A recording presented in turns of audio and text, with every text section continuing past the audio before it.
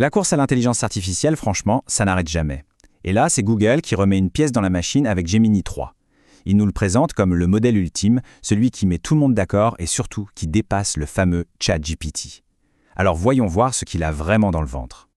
Du coup, la vraie question, c'est celle-ci. Quand Google nous dit que Gemini 3 est l'IA la plus puissante du monde, est-ce que c'est du solide ou est-ce que c'est juste un gros coup de com'? Bon, l'avantage avec l'IA, c'est qu'on n'est pas obligé de croire les gens sur parole. Non, il existe des tests, des benchmarks, des trucs bien objectifs pour vérifier tout ça.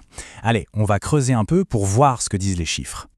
Et le verdict est plutôt net. Oui, à l'heure où on se parle, Gemini 3e est bien en tête. Alors attention, dans ce domaine, tout va à une vitesse folle. Ce qui est vrai aujourd'hui ne le sera peut-être plus dans un mois, mais pour l'instant, les chiffres sont là.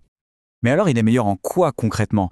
Eh bien, les tests le placent loin devant sur le raisonnement de type universitaire, sur la résolution de problèmes de maths bien tordus, sur sa capacité à analyser des images, à générer du code, et surtout, ça c'est crucial, à vraiment piger l'intention derrière une question. En gros, il comprend mieux, ce qui fait qu'il répond plus juste, sans qu'on ait besoin de lui donner des instructions à rallonge. Ok, les tests, c'est une chose, mais là où ça devient vraiment impressionnant, c'est quand on regarde ce que ce modèle peut faire dans des situations bien réelles. Et là, il y a des exemples qui sont assez bluffants. Tenez, premier exemple, l'analyse vidéo.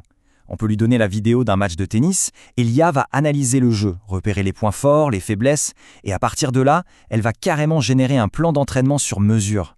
C'est quand même assez dingue. Un autre truc où il est très fort, c'est un concept un peu nouveau qu'on appelle le vibe coding. L'idée est toute simple, on veut créer une appli ou un petit jeu, mais sans écrire la moindre ligne de code.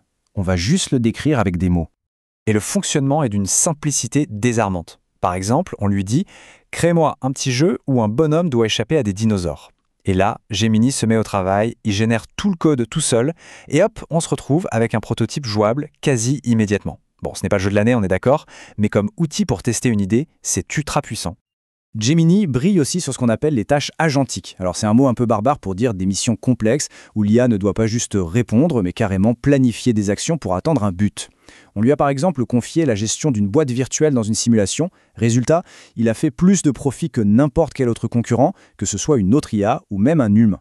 Mais au-delà de la puissance brute, la plus grosse surprise, ce qui le différencie vraiment de tous les autres, c'est peut-être sa personnalité, sa façon de communiquer.